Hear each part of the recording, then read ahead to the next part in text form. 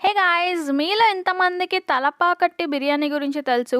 ఇక్కడ మటన్ బిర్యానీ చాలా ఫేమస్ అంటే ట్రై చేయడానికైతే వెళ్ళిపోయాం మేము. యాంబియన్స్ లోపల ఓకే. ఓకే. బానే ఉంది.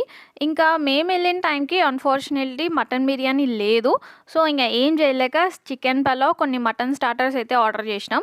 యెస్. ఆ స్టార్టర్ ప్లేట్ చూడంగానే మాకు మైండ్ బ్లాంక్ అయింది. ఏంది క్వాంటిటీ అంతనే ఉంది అనిపిచ్చింది.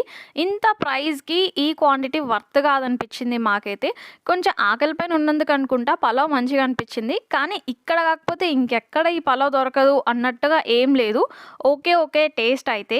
ఇంగా మటన్ బిర్యానీలో కొంచెం మటన్ ఫ్లేవర్ మంచిగా అనిపిస్తుంది కంపేర్ టు చికెన్ పలావ్. లాస్ట్‌లో ఈ డెజర్ట్ అయితే ఆర్డర్ చేసినాం. ఈ డెజర్ట్ పెళ్ళిలోనే మంచిగా అనిపిస్తదేమో! ఇంకా నాకిక్కడ అంత ఏం అనిపియలేదు.